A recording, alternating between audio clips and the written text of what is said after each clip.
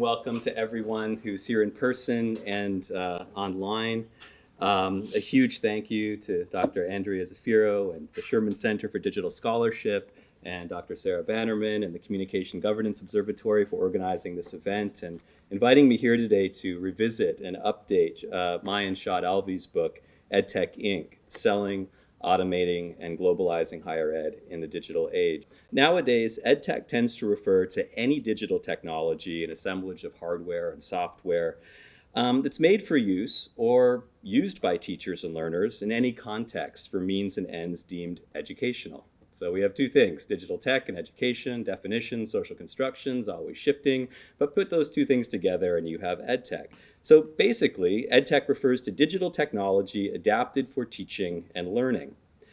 Over the past decade, EdTech has been constructed with rhetorics of technological determinism. EdTech here is an agent driving fundamental transformations in teaching and learning around the world. The second one is technological instrumentalism. Here, EdTech's just a value-neutral tool that teachers and learners can use in any way they like. And then the third kind of rhetoric is technological solutionism. Technological solutionism basically means EdTech is a fix to problems inherent to public education, making it more cost-efficient, more personalized, more accessible, more equitable, more diverse, more inclusive, and more democratic. So these three rhetorics of EdTech are pervasive, but insufficient, to understanding it holistically. After all, EdTech does not invent itself or possess a radical will to revolutionize public education. If EdTech is just a tool designed with certain users in mind and not others, or encoded with troubling social norms and values, it in no way can be said to be value neutral. Nor is EdTech necessarily a solution for education's problems, as these are mostly economic and political in character, not technical or strictly technological. The history of education and technology teaches us these lessons. Unfortunately, much of the history of EdTech has been forgotten by fixations on EdTech's digital present and futures. Yet EdTech did not begin with the personal computer and the internet. It actually has a lineage that extends backwards in time to the pre-digital age. Long before the binary digits of ones and zeros, teachers and learners crafted all kinds of analog teaching machines. In 1801, the Scottish headmaster James Pillins fixed a big piece of slate to the wall of the classroom, inventing the blackboard. The slate board, the chalk, language, the mind, the hand, all were parts of Pillins' blackboard system, something quite different from that owned and operated by Blackboard Inc., a corporation whose revenue in 2023 was $700 million. As Audrey Waters reminds us, much EdTech has been deeply intertwined with the history of new and emerging communication technologies, or media. So when we look back to that history of EdTech, we realize that ours is not the first generation to see in new media the prospect of positive educational changes, a new tool for teaching and learning, and a fix to problems. As Larry Cuban, Professor Emeritus of Education at Stanford University and eminent historian of EdTech shows, through the 20th century, each medium considered novel in its respective time. The typewriter, the motion picture projector, the radio, the TV set, and the computer all were reconfigured as EdTech, advertised as a means to improve how professors teach and students learn, and then applied to the educational practice. Yet after emerging, often with much fanfare, the new EdTech was not adopted or fully and completely utilized by teachers and students altogether, and moreover, frequently failed to do what was expected of it to do. Years later, though, some new media would emerge and again get touted as changing higher education and the wider society for the better. The cycle of promise and disappointment would repeat itself over and over and over again. So instead of loving or loathing EdTech in some substantive or essential way, or seeing it as a fix to everything, of course, technological solutionism and fix has been widely criticized, and there's a few titles on the screen that are exemplary of that. We should try to ask and answer broader questions about who is making EdTech, for what end, and with what social consequence. In EdTech Inc., that's what Shad and I tried to do. And we claim that to really understand the wider political economy that is socially shaping its existence, we need to understand it in relationship to the political economy of communication. But we can't understand the political economy of communication, I argue, without remembering and learning from Vincent Mosco, a generous colleague and prolific scholar who sadly and subtly died on February 9th, 2024. but who nonetheless leaves with us 27 books and more than 200 articles and reports that will surely continue to guide and be useful to future generations of researchers. I was deeply influenced by Vinny's Political Economy of Communication, and in the EdTech Inc. book, we integrated the 4 key characteristics of this approach: holism, history, moral philosophy, and praxis into a political economy of EdTech, a starting point for considering how EdTech is produced by corporations that are part of an industry that is shaped by the fundamental logics of capital. In the introduction to the book, we wrote, "This book interrogates how EdTech is shaped by old, new, and emerging capitalist logics and disputes the idea that EdTech is in itself driving a revolution that breaks from the social problems of the past and makes a new and better future. We demonstrate EdTech to be significant and fast-growing sector of the current ICT and media industries, and show how the sector is bankrolled by global financiers and is also constituted by publicly traded profit-seeking firms that rely upon waged and unwaged human labor to produce, distribute, and sell EdTech hardware, software, and services as commodities to the growing market of higher education. A critical rejoinder to the awe-inspiring rhetoric surrounding the big 5 EdTech giants, those being Alphabet, Google, Apple, Meta, Facebook, Amazon, and Microsoft, EdTech companies and venture capital-backed startups who praise the disruption of public education. We build upon the political economy of communication tradition to map the shifting social terrain in which major corporate and state actors are pushing for the transformation of higher ed with EdTech. As EdTech's private titans make inroads into the public institutions of education, we take stock of their attempt to reconfigure these into new spaces of capital accumulation and interrogate the interest advanced and obscured when administrators, teachers, and learners see in EdTech both a panacea and an unquestionable benefit to all." End quote. So that was the sort of summary of the book. In the book, we focused on some emerging trends in the EdTech industry, noting these were also present in the wider economy of communication and digital capitalism. Bringing together a lot of excellent EdTech research by others, we probed the neoliberal state's opening of the higher education sector to the EdTech industry's expansion, the commercialization and semi-privatization of this sector, and its deregulation and re-regulation for capital. We considered the EdTech industry's platformization of higher education and the transformation of the classroom into a new site of accumulation for the data valence business. We highlighted the EdTech industry's development of new labor-saving technologies and automation systems, such as teaching robots and artificial intelligence.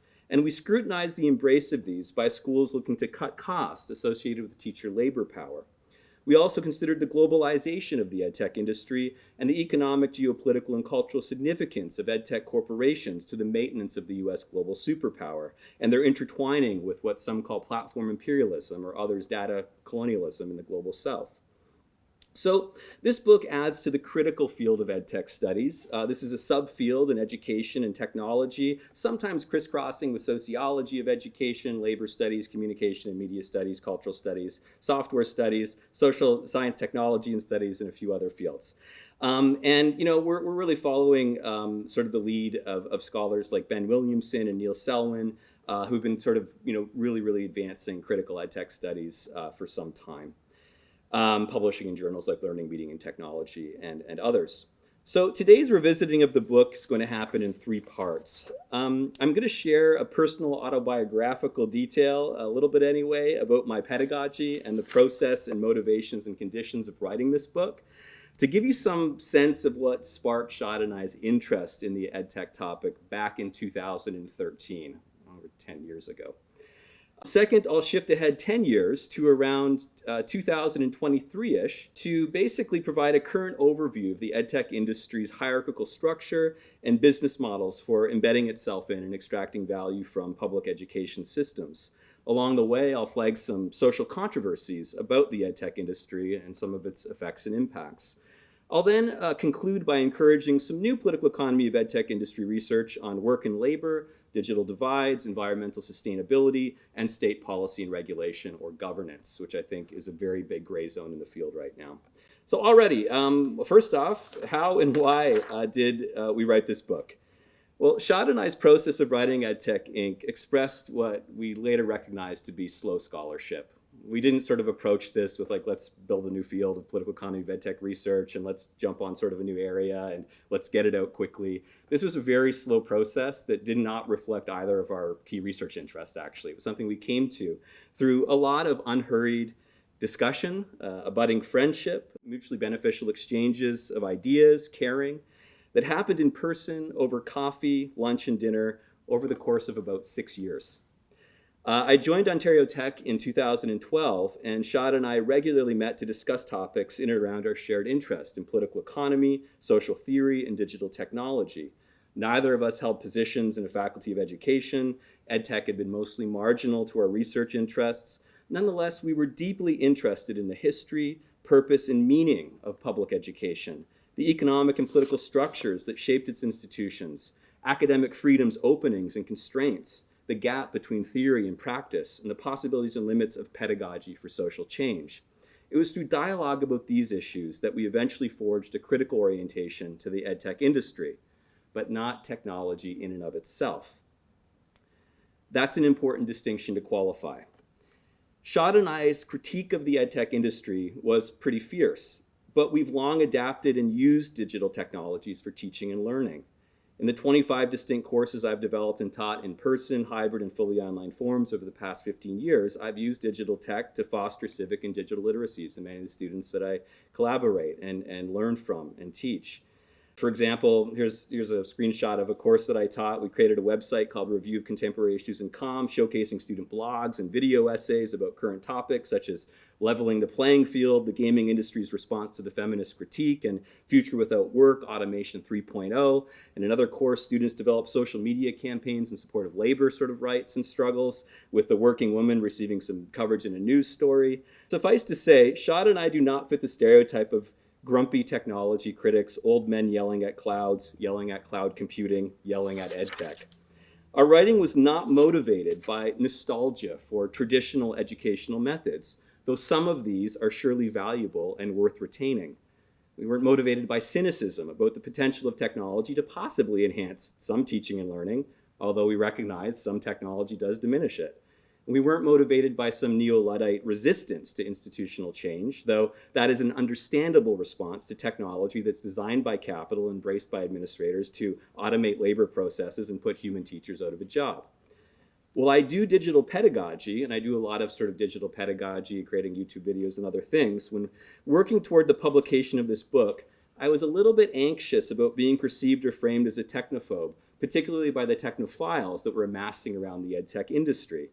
But Shad and I talked it over and agreed that asking purposeful questions about the rise of the EdTech industry was worthwhile, and that a critique of the hyperbole circulating around its offerings much needed in society, especially in 2013. We were galled by the pontifications by people with zero teaching experience about higher education's digital disruption for the better. We bristled when reading puff pieces by individuals with financial stakes in actual EdTech companies who proclaimed public education was a problem that Silicon Valley could and should solve, with their own company being on the front line of that solution. Furthermore, the proliferation of pseudo-think pieces about what EdTech would ostensibly do to make public education better than before was not only overwhelming, but reached levels of cringeworthiness with headlines like, "Higher education needs to go digital or go home." Well, do we really?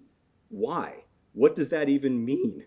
Well, I looked into it. This wisdom was offered by Simon Nelson, then CEO of a UK-based MOOC called Future Learn, and now a CEO of UK-based QA Higher Education Corporation. His "Go Digital, Go Home" slogan was likely a twist on "Go Big or Go Home," a late 1990s marketing phrase used by motorcycle parts companies in Southern California to sell oversized Harley-Davidson pipes. Unfortunately, Nelson's voice was just one in a growing choir singing MOOC praises. The New York Times had declared 2012 to be the year of the MOOC, and there were lots of people chanting exactly the same thing in echo chamber-like unison. Clay Christensen cast the MOOC as a case of his theory of disruptive innovation. For Christensen, MOOCs were little guys with limited resources, just venture capital-backed startups raising tens of millions of dollars in 1 year, rising up to unseat the big guy incumbents, all those defunded public education systems, by targeting overlooked market segments, those being online learning, offering more accessible and affordable products, what would turn out to be paywalled curricula and courses, and gradually capturing a larger market share, millions and millions of dollars from students and universities and a K-12 system and everything else. A free market populist rhetorician, Christensen rejoiced at the MOOC's disruption of the public education system's longstanding monopoly on the provision of this so-called commodity. As he said, quote, 15 years from now, more than half of the universities will be in bankruptcy, including the state schools. In the end, I'm excited to see that happen, end quote. Ew. Instead of calling for greater public funding for public education to help it adjust to sort of digital technologies and integrate them to various teaching and learning processes, Christensen seemed to relish in its demise, and so did others. At the start of 2012's MOOC hype cycle, many massive open online course corporations, I add the extra C there just to make sure we know what we're talking about, launched. Coursera, edX, and Udacity were promoted both as the here and now and the what's to come of higher education. 2 years later, research found the MOOC's promises of educational uplift wanting in practice.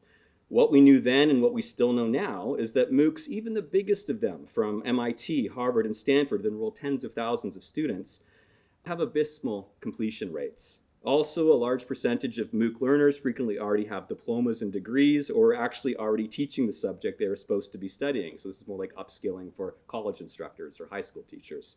Furthermore, MOOCs frequently serve the most privileged and motivated students. So I guess there's not a lot to say for a MOOC-driven educational emancipation for all. While the MOOC was a failure that a lot of pedagogical theorists are still learning from and trying to then redesign MOOCs to improve them for better outcomes, the MOOC market, paradoxically, is a big success story. You can actually fail in educational practice, but you could succeed in the market, at least for its investors. The value of the MOOC market was $22.8 billion in 2024 and is expected to grow to $48 billion by 2033. So MOOCs were originally hyped as free and open, accessibly globally, positioned as tools for self-education and social mobility for the world's poorest. In reality, they are for-profit corporations that paywall educational content. Take Coursera, launched in April 2012 by two Stanford computer science professor entrepreneurs. Well, Coursera's initial tagline was, quote, better lives through learning. That sounds great. Backed by venture capital firms, it aggregated a user base of over 140 million people worldwide. Then it went public on March 31st, 2021, valued at nearly $4 billion. Coursera commodifies education, selling it. In 2013, the company generated only, or actually it's quite a lot, 1 million in revenue, but by 2023, it took in 636 million in revenue. In 2022, its CEO, no education PhD, nor teaching experience at university, took home 29.1 million. So MOOC corporations and their CEOs are doing very well, though the quality of the education they sell, for some, is depressing, disheartening, and this is coming from some of that original MOOC model's biggest proponents that have learned from their errors and mistakes. Anyhow, it was the MOOC that initially sparked Shad and I's interest in the EdTech industry. We came to it through discussions about the MOOC and what it meant and how it might be changing education or might not be, and we really started to look into its economics. We continued to meet through 2013 all the way up to 2019, writing some essays on the topic, presenting at some conferences together, and completed the book, which was published in October, I think October 20th, 2019. The last time I gave a talk about EdTech, about this book, was on March 10th, 2020, at the School of Journalism and Communication at Carleton University. It was such a delightful day. I was just recovering from a triple ankle fracture and a surgery with an implant that's still there. And it was the first time sort of out and about and being at another university and visiting colleagues and chatting about the topic. Still thankful to Dr. Rena Bivens, who organized both the event and the subsequent dinner. But as I traveled home on Via Rail from Ottawa to Toronto the following day, it was March 11th, 2020, the World Health Organization declared COVID-19 a global pandemic. With the shift to emergency remote teaching and learning, I adapted to disruptive changes as best I could. My research focused, started to sort of refocus on not the digital tools or platforms I was using every day to live, socialize, communicate, teach, learn, research, but basically, far right and online platforms, war in the digital age, and then my recurring interest in empire and communications with a new focus on the US-China tech superpower rivalry. So this is the first time I'm actually talking about this topic in over 4.5 years, and it feels a little bit discomforting. I'm excited, but discomforting at the same time. Many of the trends that EdTech Inc. framed as emergent, as we know, were accelerated by the pandemic and are now dominant everywhere. The global rise of the EdTech industry did not happen because of any proof that its offerings enhance the quality of teaching and learning. Rather, as documented by an EdTech tragedy, Mark West's formidable 653-page report for UNESCO, and I highly recommend everyone take a look at this. This is one of the best publications on the topic I've come across ever. It's basically, a huge overview of the last 4 years and what's happened. Due to the sort of COVID-19 induced school closures and the emergency shift to remote teaching and learning that made many EdTech products necessities, the turn to EdTech began as a necessary temporary emergency measure. And during this time, EdTech companies gained momentum, embedding themselves within many public schools, locking their procurement offices, teachers and learners into their platforms, infrastructures, and paid services. As Ben Williamson says of this shift, quote, powerful organizations from big tech corporations and financial investors to EdTech consultancies and international bodies exploited school closures to try to reform the social institution of schooling into a digital-first or even digital-only private ecosystem, end quote. This left most learners behind and supercharged all kinds of inequities. Diane Ravitch, research professor of education at New York University, says, quote, what we learned from the pandemic is that EdTech is an ineffective substitute for human teachers. Yet now the EdTech industry seeks to monetize its failure by expanding its control of classrooms around the world, end quote. In this context, a political economy approach to EdTech industry is more relevant than ever. Yet, as I've noticed, and I'm no expert in educational and technology studies, I've noticed sometimes the field tends to be learnified. Learning more about learning with EdTech to enhance learning is definitely a noble research and pedagogical pursuit. I'm no critic of that. But sometimes it's sponsored by EdTech companies and exists to assess the user's adoption of or satisfaction with a company's product, blurring the lines between knowledge production and product testing and promotion for the EdTech industry. While applied research on best practices for teaching and learning with EdTech is laudable and important and needed, it could be augmented with a bigger picture political economy of the EdTech industry. And that's what I hope to offer for the rest of today's presentation. So what then is the EdTech industry? Well, an industry refers to a group of companies that are related based on the main product or service they sell and their largest source of revenue. In EdTech Inc., we define the EdTech industry as all the companies currently involved in the financing, production, and distribution of commercial hardware, software, cultural goods, services, and platforms for the educational market with the goal of turning a profit. So what is this industry structure then and now? It's sort of similar, but it's solidified over the past 4.5 years or so. So at the top of the EdTech industry are Google, Apple, Meta, Facebook, Amazon, and Microsoft, the GAMM. It used to be called the GAFM, but with Facebook's name change, we call it the GAMM now. GAMM sell much more than EdTech, but it's appropriate to place them within the EdTech industry, or place the EdTech industry within the tech industry, because of the significance of their EdTech divisions. In early 2024, the market valuations of Microsoft, Apple, and Google, the MEG, totaled $7.57 trillion. That's a pretty big market valuation. The MEG's value exceeded the annual public expenditure on education for the entire planet, which is around $5.4 trillion, 6% of the global GDP. By comparison, the 2023-24 Ontario provincial budget for education was about 37 or 34.7 billion, a measly 0.46% of the 2024 valuation of the MEG. So here's a snapshot of some of GAMM's EdTech operations. Google for Education is a suite of tools and services for teaching and learning used by 40 million. It's now possible for one school to operate almost wholly through Google for Education, from Google Classroom to Chrome laptops, through Google-provided teacher and training curriculum design, all underpinned by Google AI frameworks and big data analytics.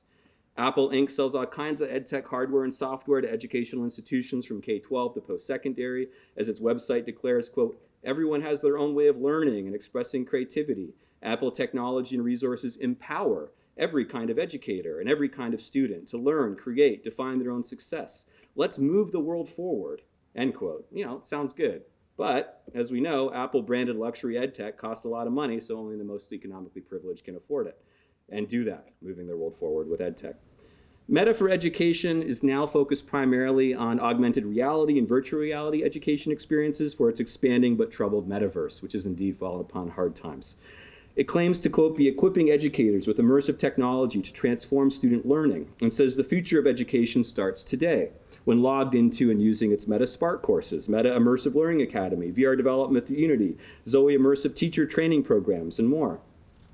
Learners can experience Meta's immersive VR courses, such as Anne Frank hosts and Traveling While Black, so long as they purchase a Meta Quest headset and let it aggregate and monetize their data. Amazon Web Services Educate is focused on cloud computing skills training and invites its users to build your cloud skills at your own pace, on your own time, and completely for free. Since 2015, AWS Educate has collaborated with universities to deliver cloud skills training programs to undergrad and grad students, and in 2018, it expanded its offerings to secondary schools. AWS sells numerous training programs, certificate courses, credentials, and awards digital badges for completion of skills-linked courses. Microsoft has been long in the business of EdTech, and it sells its products through its Microsoft Education division. Its website states, quote, "We're on a mission to enable equitable education for all. With all-in-one platforms like Microsoft 365 and Windows, we give schools the resources to meet students' classroom needs," end quote. Of course, nothing is truly given, as Microsoft's inclusively designed tools, opportunities to accelerate learning, data analytics to foster well-being, and simplified and secure IT solutions for education either cost money or cost the user their data. At the middle of the EdTech industry hierarchy, so we go from the gamma now to sort of a middle tier of a couple hundred corporations, are pure play or publicly traded corporations that sell specific EdTech products and services to the market segments. Some of the biggest of these are Chegg Inc., which sells access to digital and physical textbooks and online tutoring services. Infrastructure Holdings Inc., which sells licenses to Canvas Learning Management System used by over 30 million teachers and learners around the world. Udemy Inc., an online marketplace for thousands of skill training courses sold for $29.99 per month. And then there's Kahoot! Exclamation mark, which says, quote, "It's on a mission to make learning awesome. We want to empower everyone, including children, students, and employees, to unlock their full learning potential," end quote. Well, it was acquired by Goldman Sachs Asset Management in January 2024, unlocking the awesome accumulation powers of its investors. At the bottom of the EdTech industry hierarchy are startups that aspire to climb to the top. Some of them do, many of them fail. These companies are frequently backed by financing from Gammon's venture capital arms. Google Ventures, Microsoft Ventures, or M12, the philanthropic foundations of Gammon's CEO owners like Chan Zuckerberg Initiative, Bill and Melinda Gates Foundation, Bezos Family Foundation, seeding money to these startups. Venture capital firms play a very big role, Reach Capital, Learn Capital, and others. And of course, there's the role of the angel investor. Reid Hoffman, co-founder of LinkedIn. Peter Thiel, who is a big Trump supporter, founder of PayPal. Mark Cuban, investor and star of Shark Tank. These are all investors in EdTech startups today. Venture capital investments flooded EdTech startups in the first few years of the pandemic. After soaring to $20.8 billion in 2021, it decreased from $10.6 billion in 2022 and then down to $3.5 billion in 2023. As of 2024, venture capital funding for EdTech has declined, but millions are still flowing into these startup companies all the time. So from the gamma of EdTech subsidiaries to pure play EdTech firms to startups, a global EdTech industry has clearly, evidently solidified. And it is now expanding into these new areas, of course, of AI and the Internet of Things. The AI and education market was valued at $2.85 billion in 2022. It's expected to grow to $5.57 billion by the end of 2024. The EdTech smart classroom market was valued around $146.8 billion in 2023 and is projected to grow to nearly $500 billion by 2032. So AI, smart classrooms, big growth areas for EdTech. In capitalism, EdTech companies, like all companies, are structurally compelled and legally obliged to pursue profit on behalf of their owners, whether they be financial investors or CEO shareholders. To this end, EdTech companies have embraced business models, and their business models have come from anyone that studies the political economy of communication, media, and cultural industries generally, precisely from those sectors. So EdTech companies basically learning from the business models of communication, media conglomerates, and big tech companies, where we know that control of data, copyrighted content, and paid and unpaid labor is key. So I'll now sketch an outline of how EdTech companies actually profit on public education using a combination of 4 different business models, and also speak to some of the social problems and controversies surrounding these. So the first EdTech business model is commonly referred to as platform or surveillance capitalism. As José van Dijk, Thomas Pohl, and Martin de Waal argue in The Platform Society, platforms have become the infrastructure of public institutions, including higher education. They are built to enable, quote, the systematic collection, algorithmic processing, circulation, and monetization of user data, end quote. Take the example of Google Workspace for Education, a suite of ostensibly free educational services for users to use. When people click I agree to Google's terms and conditions of service, they consent to the company's collection of data about what they do, which we know is key to Google's targeted advertising services. Now, the privacy notice for Google Workspace for Education says the platform collects data about user account information, activity while using the core services, settings, apps, browsers, and devices used to access services, location information, and direct communications. But Google also says that the data they collect from teachers and learners is not used for its advertising services. Yet a closer read finds that Google also says, quote, the data we collect in the additional services is used across our services, and some additional services show ads. But then it also says, if you're using Google Workspace for Education account in primary and secondary schools, we don't show you personal ads, which means we don't use information from your account or past activity to target ads, end quote. Then it continues, quote, however, we may show you ads based on general factors like your search query, the time of day, the content of a page you're reading, end quote. Sometimes Google Workspace for Education collects data and uses it for advertising. Sometimes it doesn't. In some contexts it does, and then it may or may not. That's what we get from the privacy notice. Google Education's waffling and flip-flopping privacy notice represents a contradiction in its data use policy.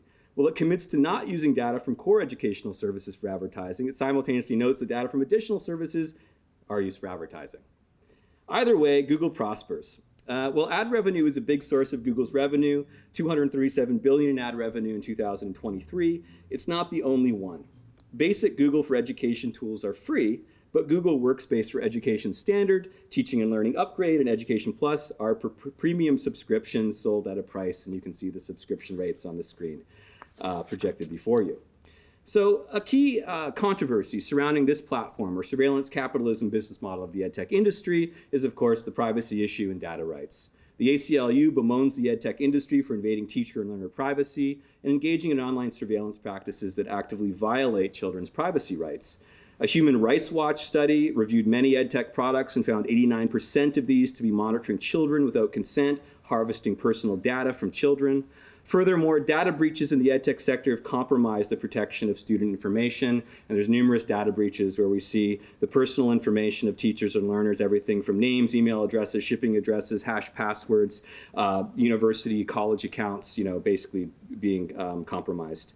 So these incidents highlight the consequences of turning platform and surveillance capitalism into the classroom.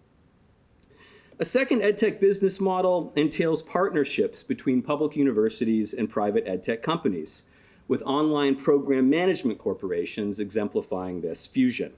And OPM is an EdTech firm that sells online program services, everything from curriculum development and course design, degree and diploma marketing, student recruitment and enrollment, student support and retention, and even assessment to schools. So they basically cover every single service a university would provide when developing a program. They are not only paid by universities and colleges for these services, but also take about 50 to 60% of the total tuition revenue from their university and college business partners. In 2021, American universities and colleges spent $4 billion outsourcing to OPMs. Worldwide, nearly 60 OPMs compete for these lucrative contracts with colleges and universities around the world. The biggest 3 OPMs are 2U, $946 million revenue in 23, Coursera, $635 million revenue in 23, and academic partnerships, $208 million revenue in 2023. 2U, a contractor for at least 72 universities from Arizona State to the University of Toronto, believe it or not, are cashing in on big lucrative contracts. And you can basically enroll in a full program on these platforms that are run by these for-profit companies. A portion of the money is paid by universities to OPM firms like 2U, then gets spent on the advertising services of companies like Meta and Google, which have a basic oligopoly on the internet for advertising. So universities pay the companies to do many services that they are not doing, and then the companies then take a portion of that money, then pay Google and Meta to run ads for those university and college programs. It's an interesting triangle. 2U spent $300 to $400 million in basically advertising in just 1 year alone. So a key controversy surrounding this model is the semi to full privatization of public education, or at least incremental moves to that end, and the power shift from the public sector or state or government to global capital in the educational domain. The Century Foundation study of 70 OPM contracts with colleges and universities declared that OPM signal, quote, a growing private form of control, often hidden from public view, that is jeopardizing the quality of online programs, stripping control from colleges and universities, and putting students at risk of predatory behavior and abuse at the hands of for-profit companies. And again, these companies often jack up the sort of fees and the rates, and they're not even affordable, despite that being one of their selling points. So there's also a bigger picture, a bigger structural picture to consider here if we study the last 50 years or so of neoliberalism and capitalism and structural adjustment policies around the world. There is a growing structural power imbalance, one between capital and states, but in this context between higher education institutions and big EdTech corporations. For decades, governments have imposed austerity measures upon public education systems, cutting their funding. The situation in Ontario right now is dire.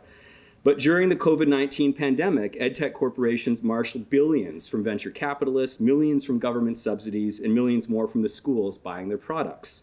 In effect, cash-strapped public education institutions became dependent on a bunch of cash-rich EdTech firms. As Kambu Bole-Berry, United Nations Special Rapporteur on the Right to Education, says, state dependency on EdTech corporations results in them not developing their own capacities and their own tools institutionally, and then giving control over data, decisions, privacy, and autonomy to these companies. In effect, public education relies more heavily on the EdTech industry to do what it does, and this vital public good is semi-privatized. The fear is that the rise of the EdTech industry's commodities and property rights may exacerbate the demise of education as a public good and universal human right. Beyond transforming public education into their main market, and this is what I'm starting to worry about more and more, is the sense that these companies need to grow and expand, right? That's capitalism, constant expansion, permanent expansion, commodify, commercialize, privatize, own, control, extract value for more and more spaces that were hitherto public or common, with education, of course, being an example of that. So pressed by shareholders for increasing returns, EdTech companies try to own, control, and commodify more and more, treating public universities and colleges, institutions that now, as we know, operate under corporate-like models, as direct market competitors. They've already sold as much as they can to schools, to universities, to colleges. Of course, they'll renew their license contracts and so on. But what happens when they start to see us as actual market competitors?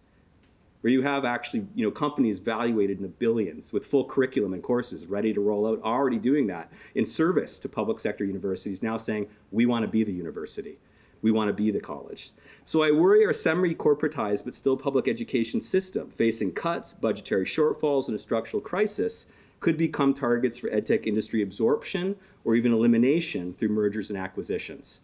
It would just take a government sort of, to do that, to change that relationship. I hope I'm completely and totally wrong and just anxious and worried about the future, but a neoliberal playbook for an EdTech takeover is imaginable, maybe dystopian imaginary here. Here's how it would go. Significant tax reductions for corporations and the society's wealthiest over decades result in a decrease in tax revenue and state pretexts then for slashing budgets for public services and goods, including education. Subsequently, some right-wing politicians blame colleges and universities for failing to deliver high-quality public education, combined with this sort of hysteria by the far right around the cultural Marxist takeover of these institutions. We then see sort of EdTech companies being proposed as solutions to dysfunctional or poorly functioning public education institutions. Prior to the pandemic, there was no massive EdTech industry. Now one exists globally, largely, and undoubtedly it is looking to expand its market reach. So I just am really afraid of this neoliberal playbook being operationalized in the future. Okay, a third EdTech industry business model centers on control and exploitation of copyrighted content. This is the content industries, the copyright industries. This model of the media entertainment industries was coined in 1994 by Viacom head Sumner Redstone, who declared content is king. For Redstone, a firm's ownership of a media exhibition outlet, like a TV network or a website, matters, but control of copyrights to content matter the most, that being control of copyright to a TV series or a movie or something like this. In his autobiography, Passion to Win, Redstone said, quote, "People don't watch technology. They watch what technology brings into their homes. They watch what's on it, not what it's on," end quote. It's an interesting quote. Microsoft founder Bill Gates also understood this back in '96, publishing his Microsoft website, a short article titled "Content is King." Quote, "Content is where I expect much of the real money will be made on the internet," end quote. And that actually is quite sort of counterintuitive to what we study, which is often just data aggregation, advertising service revenue generation, right? Like content still matters. So the content is king model emphasizes the importance of high quality, engaging, and relevant content as key source of media conglomerate revenue. Key to attracting and retaining audiences and paying subscribers or users is the content available on the platform, not the platform that showcases it, right? We watch TikTok because of the videos, not just because it's a platform that you can watch videos on. Today, content continues to be king for Walt Disney, Netflix, lots of other companies, and also for many EdTech corporations that treat university degrees and courses and lectures as just pieces of content to be invested in, produced, copyrighted, and rented out for a price. For example, Subject is an EdTech corporation that sells online courses to high school students through part-time or full-time student subscription tiers. At $241.67 per month, the student consumer can enroll in 2 courses each semester. At $408.33 per month, student consumer can enroll in many courses as they want. Some EdTech companies produce and sell specializations and individual courses a la carte. At $59 per month or $399 per year, Coursera's Coursera Plus subscription gives its consumer unlimited access to over 90% of the catalog of learning programs on Coursera, with no limit on how many courses you can enroll in or how many course certificates you can earn. EdTech corporations are also licensing canned or pre-made curricula and courses to schools, which then repackage this content under their own brand identities. For example, Noodle sells a wide range of services to cater to the needs of modern universities, and one of its key commodity services is university, quote, program and learning design development. Based at 860 Broadway, a space that once served as the factory for Andy Warhol, and now referred to its CEO, John Katzman, as the EdTech factory, literally, Noodle says it excels at curriculum crafting of dynamic, engaging educational programs that enhance learning outcomes and adapt to evolving academic needs. Tufts University has been paying Noodle $12,000 to $22,000 per month per rented program, plus $88 per credit hour per student, helping a Noodle generate revenues of $503 million in 2023. Now, a controversy that surrounds this EdTech business model is the overproduction of a glut of educational content for the market and an underproduction of quality assurance protocols or even assessment metrics. The rapid expansion of EdTech companies and their hardware and software services in schools, along with the unrestricted flow of their educational content, has outpaced the ability of educational governance bodies to maintain oversight. We possess limited knowledge about the quality of so-called solutions sold by EdTech companies, whether these solutions genuinely address teaching and learning problems, or if the problems they highlight are even real. Moreover, there's a lack of comprehensive longitudinal data to verify whether EdTech content has genuinely improved education or learning outcomes or even teaching practices. Sam Seller, Dean of Research and Education Futures and Policy at the University of South Australia, explains, quote, "We know there is financial benefit to the EdTech companies, but the educational benefit itself is unclear because we have so little evidence regarding the impact on learning," end quote. Considering EdTech's average content update cycle is every 36 months, schools often find themselves without adequate time to assess product quality before newer models emerge. Constant updates render previous modes outdated, either functionally or symbolically, compelling schools to invest further in the latest must-have content to keep up with competitors. The accelerating product cycle, a form of perhaps EdTech planned obsolescence, pressures schools into continually spending without clear evidence of educational quality or learning outcomes being achieved. As every professor here knows, our curricular development process is no cakewalk, but subject to quality assurance protocols as it moves through democratic governance channels, from department meetings to curriculum committee to faculty council to Senate. Well, much of our curricular design is open and available, especially with recurring university and college program reviews and institutional audits by government and others. The EdTech industry's processes are frequently locked up and hidden away in a black box by the companies that say they're just protecting their trade secrets from competitors, saving citizens from technical riddles, relieving users from complexity, because of course most people just don't want to know about how actually to use technology and what it does. They're very paternalistic assumptions made by these companies, or just securing their property from threats to it. All right, the fourth business model basically exploits crowdsourced prosumer labor. For some time, corporations have relied upon the free or unpaid labor power of online prosumers to produce value-adding content and complete tasks. There's a very, very rich history in the political economy of digital capitalism around digital labor and prosumer labor and free labor, and we can't go into the intricacies of that now, but basically free labor or crowdsourced prosumer labor is part of the new EdTech industry business model. Former Wired editor Chris Anderson captures the crowdsourcing practice. Internet users happily do for free what companies would otherwise have to pay employees to do, end quote. Trebor Schultz says, quote, crowdsourcing has the goal of distributing the workload from one, sometimes paid individuals to many, frequently unpaid or underpaid volunteers, end quote. So some EdTech companies are using platforms to crowdsource educational content generation and acquisition to teachers and learners around the world. Course Hero, an EdTech unicorn valued at $3.6 billion, exemplifies this prosumer crowdsourced labor model. Founded by Andrew Guar at Cornell University in 2006 as a website to let students share, upload, and download class notes, Course Hero grew to become a big EdTech platform, packed with digitized academic books and articles, course lecture notes, assignments, and exams. Its website says, "Welcome to Course Hero. Tap into the brain power of your brightest peers and professors. Discover the exact content you need in a few clicks. Course-specific help, textbook explanation, 100,000 plus educators." Course Hero relies on the content produced by others and sourced by others to it to generate its revenue.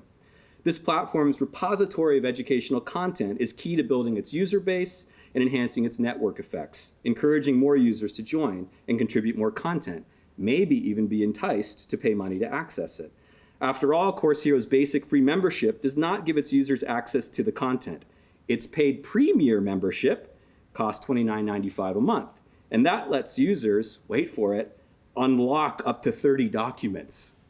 We're talking documents that students would have already uploaded after taking notes from other students in class. In sum, Course Hero crowdsources content generation acquisition for its website to students who frequently upload teachers' learning materials, paywalling or commodifying that content, then charging other students for access to that content. Controversy surrounds this EdTech business model. Is, of course, copyright violation, and maybe just plain rudeness. Most teachers do not consent to their educational content being uploaded to Course Hero by students, nor to Course Hero using their work for its proprietary commercial ends. This past week, I noticed that a digital copy of my book, Global Entertainment Media, from 2013 was on the Course Hero site, along with a bunch of journal articles and chapters I also authored. That's like okay if it's just like an open access common website, but this is not what this is. I also found 14 of my PowerPoint slide decks for my fourth year COM 4420 Political Communication, Digital Media and Democracy course, which I've been teaching for about 6 years at Ontario Tech. It was also up there. Now, I'm not normally sensitive about copyright infringements of my work. I mean, royalty payments on a book are like 4 to 6.5%. It's not a big deal. But, I'm generally supportive, the idea that information should be free, like in principle. But learning that a California-based EdTech company, its millionaire CEO, has been exploiting my content and that of thousands of other professors around the world without our permission or any form of compensation really irks me. Adding insult to injury, I went on Course Hero yesterday and tried to access an article I co-authored with Shad in 2014 titled Taylorizing Academia, Deskilling and Automating Higher Education, the Role of MOOCs Recently. Now, I clicked on my own article, which was blurred, and Course Hero swiftly delivered my eyes to another page, demanding I input my credit card information and pay a subscription fee to access my own article, which, by the way, for the past decade has been open access on the Journal for Critical Education Policy Studies, where it was initially published. Like, wild. Evidently, Course Hero commodifies access to educational content it doesn't even own, and it's freely available elsewhere. If I want to get my content removed from Course Hero, I got to submit a Digital Millennium copyright compliant takedown request, which is fine but can be tedious. In sum, the EdTech industry relies on these four business models, and corporations frequently deploy a mixture of these to extract as much value as possible from public education institutions, teachers, and learners. Now, that's kind of like a meso-level media industries, tech industry study analysis of business models.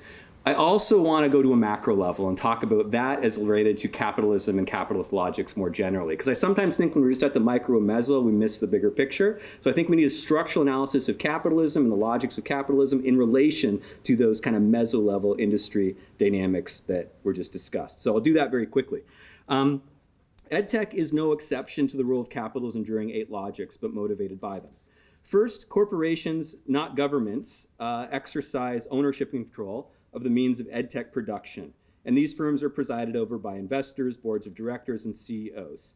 Second, like all corporations, EdTech corporations produce their goods and services, and they do so by hiring the labor power of workers and pay these workers a wage or a sum of some kind to complete specific tasks for them within a complex division of labor within the corporations that are hiring these workers. Third, the EdTech corporations produce their goods and services for the consumer market with the goal of accumulating profit, not meeting universal human needs, no matter how sort of uplifting or sort of enthusiastic their brand slogans are. Proprietary EdTech is no public good, made available and accessible to all who need it, regardless of their ability to pay. It is a commodity, produced and exchanged in markets with the goal of generating revenue and accumulating profit. Fourth, in pursuit of profit, EdTech corporations compete for market share with other EdTech corporations. It's very fierce. But they also synergize market control with EdTech oligopolies or monopolies resulting from recent mergers and acquisitions. And I've noticed over the last 2 years a lot of concentration happening in the sector. Fifth, EdTech corporations, like all tech corporations, exploit the labor force. In pursuit of profit, they devise strategies for keeping labor costs low or to a minimum, and also dispossess the workforce of their IP rights to the content their labor produces. Sixth, the EdTech industry is shaped by broader cycles of boom and bust and crisis. And right now, we've seen many EdTech firms, take a bit of a downturn in conjunction with the bigger structural crisis of global capitalism. Also, there's an income, wealth, and class inequality or divide between the owners of the companies and the workforce that mirrors the fundamental divide in all companies and in the wider society. Eighth, there's a labor tension and conflict within many tech and media entertainment companies, and we may see EdTech workers organizing as well in the near future to struggle for better working conditions, wages, benefits, and rights. So in future research on the EdTech industry, I sort of encourage a micro-level analysis of specific EdTech corporations that link to meso-level studies of EdTech business models that relate and connect these to the macro-level system logics of capitalism as a system. The resulting bigger picture of the EdTech industry will then point to 4 other contexts that interlink with various salient research topics in communication and media studies today. First is EdTech and work and labor studies. The second is EdTech and the digital divide. The third is EdTech, climate change and environmental sustainability. And the fourth is EdTech and the state policy and regulation or governance. And so I'm, by way of conclusion, going to run over those sort of areas and then wrap up, and then we can have some Q&A. All right, so EdTech work and labor studies. We know that the study of work and labor is well established in communication and media studies today, but we know very little about the conditions and experience of EdTech workers. It's unlikely that EdTech companies rely, or it's likely that EdTech companies rely on a combination of salaried workers and precarious contractors, a hybrid labor model that is all too common in the media industries. Compared to their salaried counterparts in public education systems, the precariously employed teachers laboring on contract at EdTech firms, now of course there's about 55% of precariat within the public sector education systems as well, which as you know has been a growing problem over the years. But we probably would see that the contractors to EdTech companies receiving lower pay also deprived of benefits and lacking fundamental labor rights. The case of Markham-based Quality Online Education Group is a disturbing illustration of EdTech's precarious labor model. Despite its self-promotion with lofty taglines like "the future of education starts here," this company failed to compensate its contract teachers for jobs done after closing its operations in September 2023. Cristina Cortez Gonzalez, a teacher who was left unpaid by the firm, described the situation as not only unethical, but also illegal, as it constitutes wage theft. It's not only the EdTech industry's precarious contract teachers who face hard times. At the end of 2022 and throughout 2023, many EdTech companies, like most tech companies, were downsizing, laying off and firing a large number of workers. More research on work and labor in the EdTech industry is needed to understand what's happening. EdTech and the digital divide is another area. The digital divide, or the gap between people who have access to digital tech and those who don't, is well established. The EdTech digital divide concerns disparities in access to EdTech hardware and software, internet connectivity, and digital literacy. Within and between countries, not everyone can afford essential digital devices such as computers, tablets, and smartphones, which is the prerequisite for an EdTech education. Compounding this issue is the variability in internet connectivity, with high-speed internet, a crucial component for using EdTech, remaining unreliable or too costly in many rural and low-income areas around the world. I mean, at the start of the 2020 COVID-19 pandemic, even in the United States, there were reportedly 9.6 million students that didn't have internet access. And that's in the center of the empire. As of 2023, an estimated 2.6 billion worldwide lack internet access. You know, this is sort of persisting. That's about 33% of the global population. So we have all of this sort of discourse around accessibility, inclusivity, equity, and so on, but we have people systematically excluded even from the hardware and software that would be required to get online and have these great educational experiences. Beyond access to hardware and connectivity, the EdTech divide extends to digital literacy, the skills required to use digital media, not just use it, but use it well. Which are not uniformly distributed across populations. Finally, the geographical unevenness in support and training for both EdTech teachers and learners further widens the EdTech divide. These EdTech divides will reflect and widen, as opposed to address and reduce existing social inequalities, if access to publication and access to technology basically requires one to pay. If it's the market that determines whether or not you can have an EdTech education, people will be excluded. That's what markets do. The already privileged will get further ahead, while those that aren't may fall further behind. More research in the area is needed to understand the dimensions of this divide and how its inequities and harms can be mitigated. EdTech and climate change and environmental sustainability, I've noticed, is also a really important area that's growing in critical EdTech studies. Far from being immaterial or weightless or virtual, EdTech industry has an environmental cost, particularly in terms of carbon dioxide emissions that contribute to global climate change. The energy-intensive nature of powering EdTech platforms, maintaining data centers, producing electronic devices generates significant CO2 emissions. Furthermore, the life cycle of EdTech devices from production to disposal exacerbates the environmental footprint, contributing to electronic waste and additional carbon emissions and pollution. Given these concerns, there's a pressing need for more research into the environmental impact of the EdTech industry. Such studies would help to quantify the carbon footprint of the industry, understand the nuances of its contributions to climate change, identify environmentally sustainable EdTech practices, and more. By advancing our understanding of the EdTech industry's climate implications, we can work toward mitigating its environmental and social harms.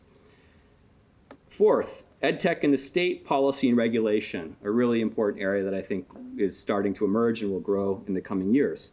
The study of communication and media policy and regulation is well established, but we need to learn more about EdTech policy and regulation. The EdTech industry seems to be a governance gray zone. While illumination and clarity is urgent, this poses some difficulties for communication and media policy researchers because EdTech companies often operate at the intersection of diverse industries such as tech, broadcasting, culture, education, data, and information. How do we even classify these companies? What domain do we place them in for policy and regulation? In effect, the EdTech industry potentially falls under the jurisdiction of multiple ministries and agencies. In Canada, these might include the Canadian Radio, Television, and Telecommunications Commission, the Department of Heritage, provincial ministries of education, the Office of Privacy Commissioner of Canada, Innovation, Science, and Economic Development Canada, among others. New research on what state authorities play a role in EdTech governance, how policies and regulations pertaining to the EdTech industry are crafted, identifying the key players involved, the norms, values, and interests they represent, the techniques they employ, and the outcomes of their actions is much needed. If EdTech governance studies is an emerging field, I encourage researchers also to probe how EdTech policymaking and regulation is a political and contested process, interlinked with the power and influence of various interest groups, especially the EdTech industry.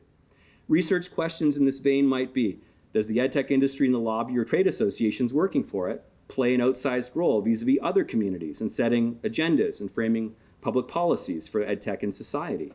When it comes to EdTech policy formation, are the voices of EdTech CEOs and lobbyists louder than or equivalent to the voices of public education leaders, teachers, and learners? What are the EdTech industry's means of policy influence in civil society and at the level of state ministries and agencies? What is the relationship between EdTech companies and specific political parties and politicians? What side, or sort of how do these parties align then with these industries as well?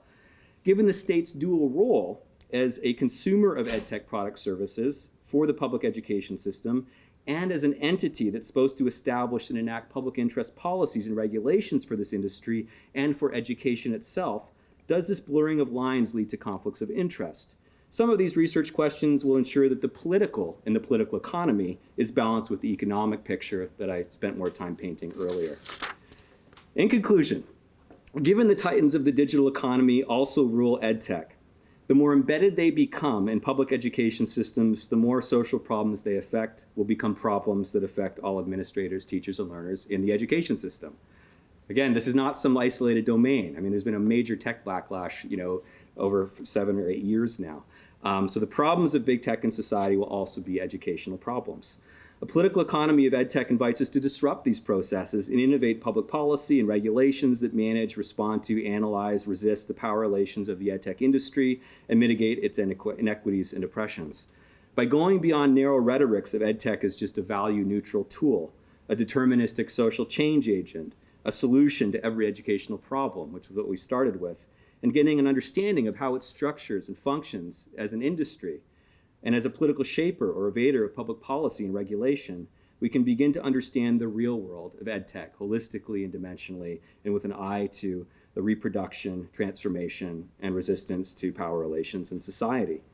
Moving forward, I encourage new studies of the EdTech industry that might confirm, dispute, update, complicate, or refine some of the ideas I've shared today and some of the ideas that many critical EdTech scholars are sharing right now.